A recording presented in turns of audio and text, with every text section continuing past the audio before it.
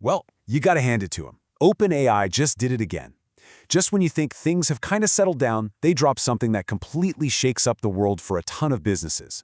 So today, we're gonna break down their latest moves, which are all about putting some seriously powerful new tools right where we can use them. All right, let's get into it.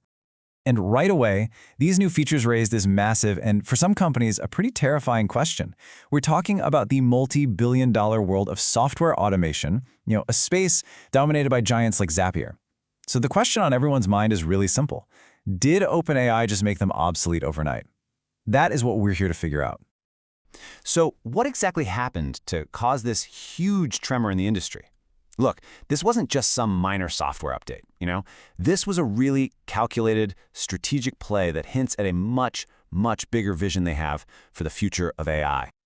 It all went down on October 6th. That's when OpenAI released a bunch of new tools. But two of them in particular really stood out as potential game changers, not just for developers, but for all of us, for everyday users and, honestly, entire industries. So the first bombshell was giving us the ability to use third-party apps right inside of ChatGPT. And the second was a brand new AI agent builder they're calling AgentKit. One is all about convenience and integration, the other is about creation and automation. Let's break them both down.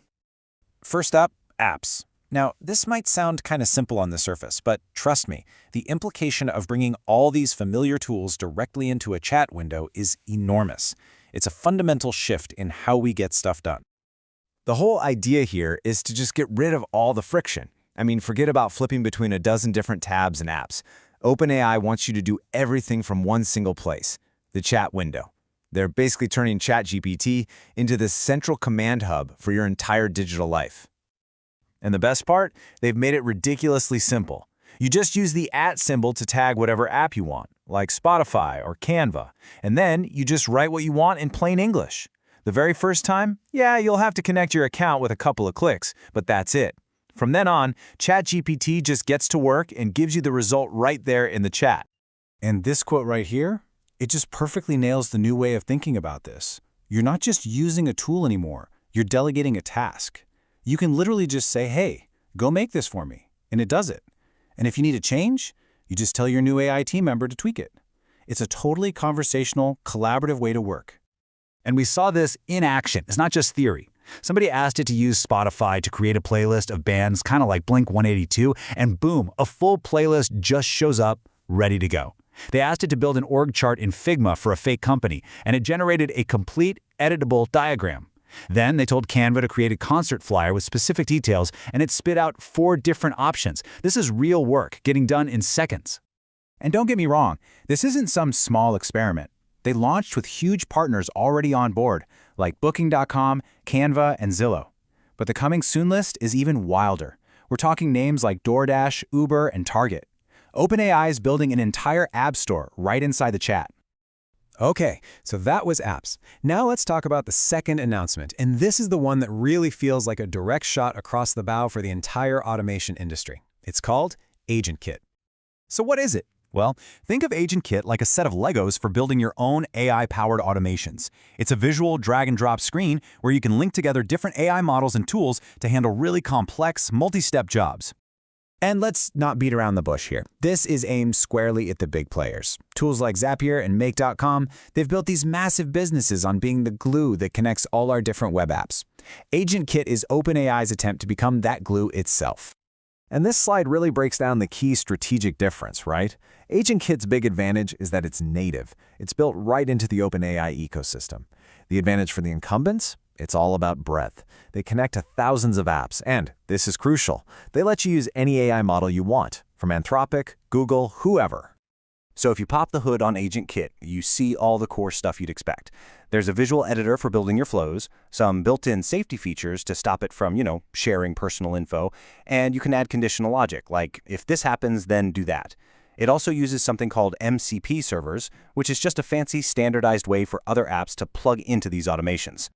But here's the big catch. At least for now, you are locked into the OpenAI playground. If you want to build a workflow that uses a different large language model, you're out of luck. And that's a huge limitation compared to the flexibility you get with the other platforms. Which brings us all the way back to our big question. With these two super powerful features, apps inside the chat and a native automation builder, Is it game over for companies like Zapier? The short answer is no, not yet. But, and this is a big but, it would be crazy to pretend this isn't a monumental shift. This isn't just a new competitor showing up, this is the entire playing field for automation being redrawn. This chart really paints the picture perfectly. You see, OpenAI wins, hands down, on providing a seamless native experience. It just works. But the incumbents still have this massive lead in integration diversity, the sheer number of apps they connect to, and in model flexibility, which is their power to work with any AI. So here's the bottom line. OpenAI's threat is that it's natively intelligent and just incredibly easy to use. The incumbent's defense, their moat, if you will, is their vast established ecosystem and the freedom of choice they give their customers. And for now, that moat is holding strong. What this all means is that the game has totally changed.